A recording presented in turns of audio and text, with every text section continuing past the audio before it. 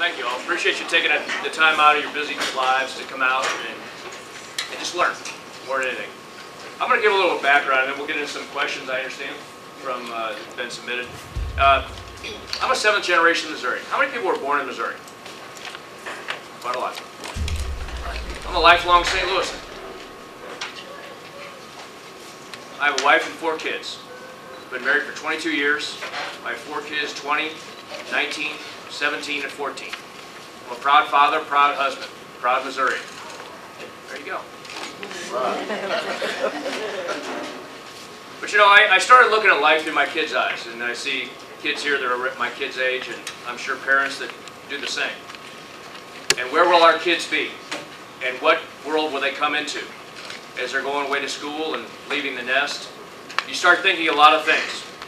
You start thinking about their future, that you can no longer protect them. You start thinking about what opportunities will they have. Will it be similar to mine? That's Jay Nixon telling me we need more jobs. And what about St. Louis? I think part of the St. Louis spirit was killed when Anheuser-Busch was sold. Before that, it was when McDonnell Douglas became Boeing. And when so many companies and families and opportunities have left our great city.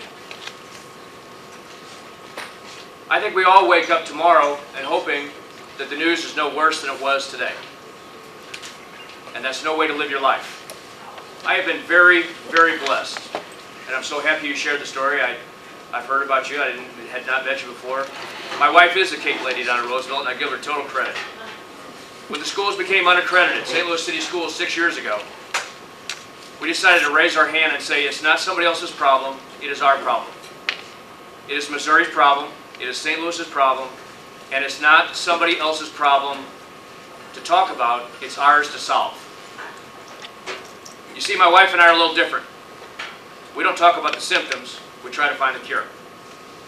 And there's many symptoms we talk about and complain about in your community and in Missouri and in St. Louis in general, and yet nobody wants to have the courage to take on the issues. And the issues are deep. We have 16% of our Missouri population living in poverty. That makes me ill. We have 55,000 kids with Kansas City, St. Louis, Normandy, and Riverview Gardens in unaccredited schools. 55,000. St. Louis, 3rd highest crime city in the country. Kansas City, not too far behind. We've let generations of people lose hope and opportunity. I decided to run for governor because I worked really hard for 27 years. I took a company that in 1985, when I was 26, I got turned down by 12 banks. It made plastic bottles, of all things. Sounds kind of boring, doesn't it? But it was up by Produce Row, Malincrot, up at North Broadway near the Baden area. It had 15 employees, $350,000 in annual sales. 12 banks said, heck no. 13th one gave me a loan. And I thought I was on top of the world rebuilding my American dream. And we're all living the American dream to be able to live in this country. But many of us have lost opportunities that have gone to other people. So I worked really hard for 27 years. Worked my tail off. Sleepless nights, passed up paychecks. You know what George didn't tell you before? We hired him when he was homeless. He had lost all promise in his life. Well, we gave him a hand up. And now George has dignity. He's providing for a family. And he has brighter days ahead. We went from 15 employees and $350,000 in sales through 27 years of back-breaking work.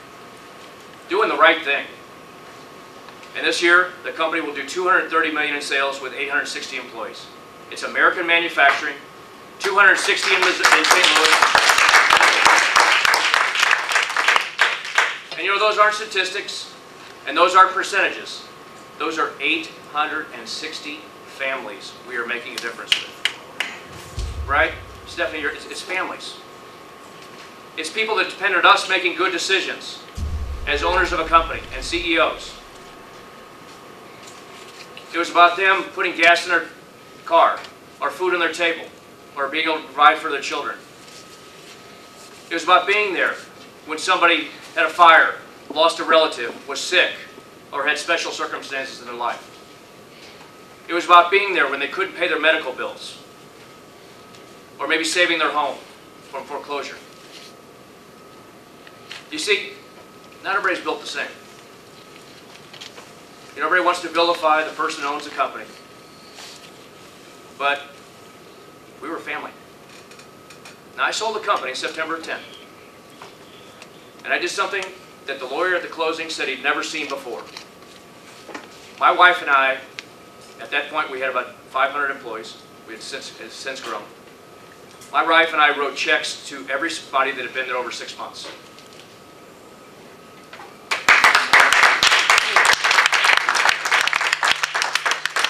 And I'll give you the one that probably separates us from everybody. Florence Easley, who's now 74, lives in East St. Louis and took the bus to work every single day. Snow, rain, whatever, she was there on time with a smile on her face. She had retired 6 months earlier. And we sent a special courier check to her house for $10,000.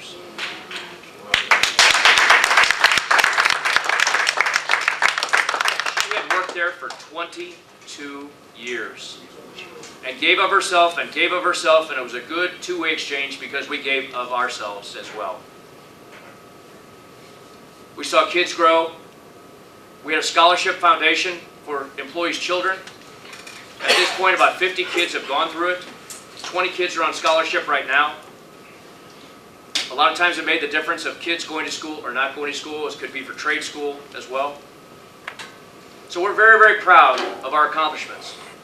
And we got involved in the city. We've been involved with hundreds of charities, both resources of our time and our monetary resources. We're not the type to just take photo ops and get headlines. We're not that type. When I sold the business, I started looking through my kids' eyes and said, what can I do to change their world, to change your worlds? And I thought, you know what? Our state is hurting. We're simply not being told the truth. You heard some of the statistics. I could go on and on and on. We're dead last in the country in job creation. Dead last. Are you happy with that? No. I'm not either. We're 48th in economic growth the last 10 years. Are you happy with that? No. So you have a choice. You can talk about things or raise your hand. And I decided to raise my hand because you know what? I thought it was time that somebody with real world experience, not a career politician, not somebody who's going to give you that empty suit, empty speech stuff and make empty promises. I thought it was somebody that had the real world experience and the courage to take on the issues in our state that needed to be taken on. Accredited schools, jobs, getting the economy going again, getting our cities fixed up, getting our high schools and colleges funded correctly. Somebody to take on the tough issues, have the courage to take them on, say no to the special interests, and run this state for more than 1,000 people, because that's about what this state is being run for a long time. It is time we get St. Louis, Kansas City, and the rest of our state proud. It is time for somebody, as I say, pick up the hot potato that nobody else wants to pick up. All the issues, all the problems. Surround yourself with good people. Have a geographically and ethnically diverse cabinet. Boards and commission, ethnically and geographically diverse. And most of all, represent 114 counties in the city of St. Louis and 5.9 million people. It is time. Other states with great leadership are doing it, and Missouri is simply falling behind. We have a governor, in my opinion, that is all about him. It's all about him. It's not about you. It's not about anybody. It's about him. And it's time we show good leadership and really raise the bar and get all Missourians working together, put our differences aside. I am less about politics and more about progress. And I think that's what we're all starving for. All we want is somebody to look up to and say, he's telling the truth, and he represents me, and I know he's making good decisions. And you may not agree with 100% of those decisions, but at least you know where I stand. Yeah?